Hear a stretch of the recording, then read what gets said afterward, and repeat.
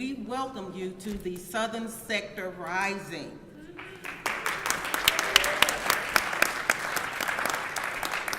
I'm with the Joppa Freedmen's Association, and we strive to increase resources and heighten awareness for Joppa residents and to bring positive development into the Joppa community. JFTA is comprised with exclusively of Joppa residents and advocates for environmental justice, equitable development, and the historical recognition Joppa deserves. Once again, we will also state part of the meaning of why we're here. It is the policy of the City of Dallas to safeguard the air resources of the city from air pollution and to promote the protection of the health, safety, general welfare, and physical property of the people within the city by regulating emission of air contaminants and by controlling or abating air pollution. To the Ganter twins,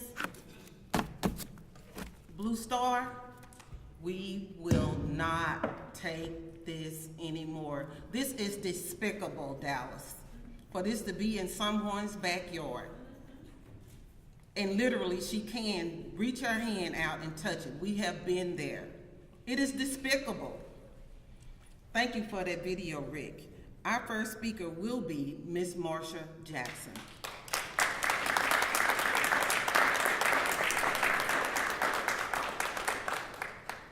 Hello, I thank each of you for coming out and help supporting our area. I first started Blue Star moved in my area next door to my house, January 2018. I began to follow protocol. I called 311 beginning February 2018. They came out one time. I called again. March 2018, because it was still getting higher and higher. Next to my house, next to my bedroom, how would anyone want to live there when you hear the steady pounding and pounding? I continued calling again. I followed up again. Even the city code inspector came out, and she came out in December, in November really, and she saw that power was moved. She gave me a citation. The citation, they moved it after they got the citation. But then a couple of weeks after the city went by, they came back again. And the power was back there again. So when I got in contact with some more of my friends that had been help supporting us, Robert Wolosky wrote a report, and then things got to start moving on it. It was being seen. The city did come out. I've been fussing and complaining. I asked Blue Star not to fill that creek up. Our area flood constantly. The man told me it's not a flood, it's not a creek out there. I've been there 23 years. I know exactly what it is out there. I moved there September 1995. I have experienced the flooding before. So when it flooded, it knocked down all the fence. That's the reason why my back looked so bad. We thought we lost a horse.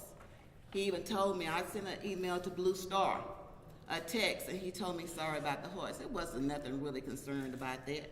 This is our family out there.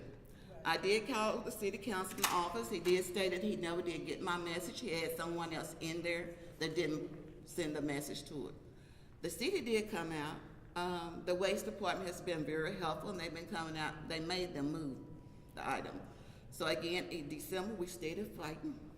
Robert stated coming back out, following up. It's still getting bad. The worst part, what I have been really feeling now, the kids are being sick. It's affecting our children. These are our future. I'm 61 years old. I want those kids to continue to growing up for a full life, just like I have. They can't even come outside anymore to be kids anymore. They can't play like they used to. So something has to be done. I understand they're working on something, but when they came out in December, this is March. This something should have been done a long time ago. It's time for it to be moved out. I understand that I'm in a zoning area, but before these people come out with these permits, why can't they come out and see that the residents are there? We've been fully established, but I thank you for your support, and we'll continue fighting until they're moved, they're gone.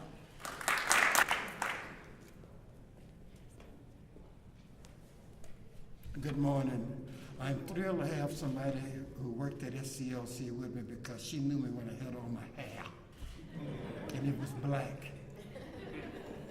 I want to take a few minutes to share some historical stuff with you regarding this city and my relationship to this city.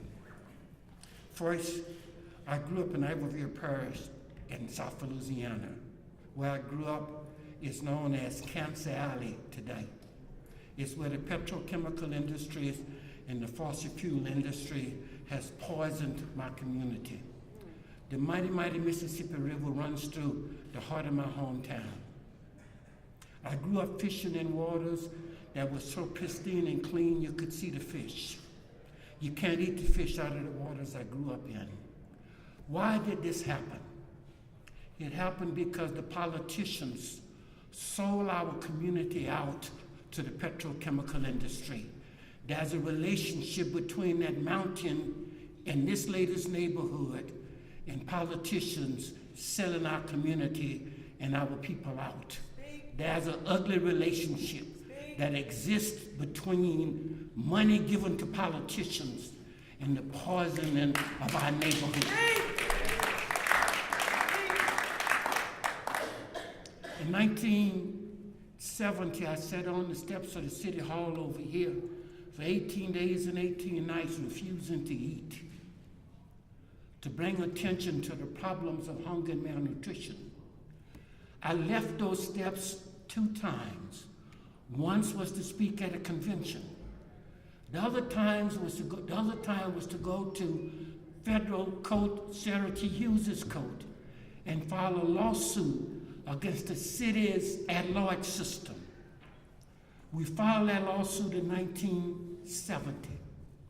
It took 29 years.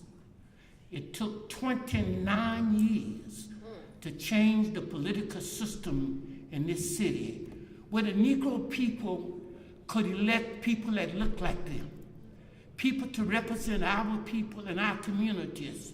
What happened to that struggle? Those black politicians sold us out. Yes, sir. Say it again. They took money as opposed to standing up for what's right. That's right. That's right. I stand here more than 50 years in our struggle.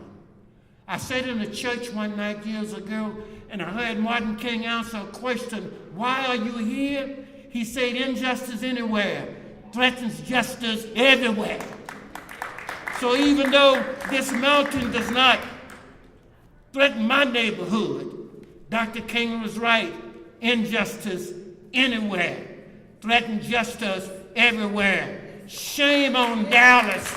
Shame on black representatives in this city.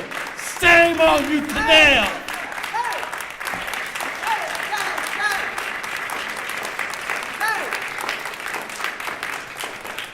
Shame on Dallas. Shame on Dallas. Shame on Dallas.